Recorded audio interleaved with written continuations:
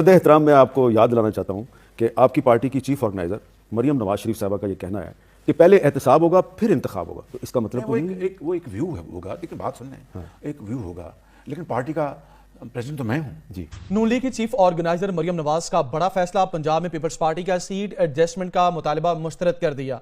Peoples party ने कौमी assembly की 15 और सूबाई असम्बली की 25 नशिस्तें मांगी थी। वज़ीर आज़म शहबाज शरीफ और आसिफ जरदारी ने नवाज शरीफ से भी इस मामले पर राबता किया था। मरियम नवाज ने पीपल्स पार्टी से इंतखाबी इत्तेहाद और सीट एडजस्टमेंट की मुखालफत की। नून लीग की चीफ ऑर्गेनाइजर मरियम नवाज ने बड़ा फैसला किया, पंजाब में पीपल्स पार्टी का सीट एडजस्टमेंट का मुतालबा मुस्तरद किया।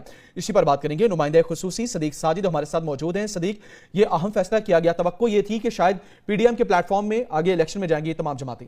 नून की चीफ ऑर्गेनाइजर मरियम नवाज ने अपनी पार्टी के ऊपर जो है वो गिरफ्त को मजबूत किया है और हालिया एक जो इजलास मुस्लिम लीग नून का हुआ था उसमें उन्होंने वाज़ेह तौर पर एक दो टोक मौक़िफ़ इख्तियार किया कि पंजाब असम्बली के इंतखाबात में पीपल्स पार्टी से सीट एडजस्टमेंट नहीं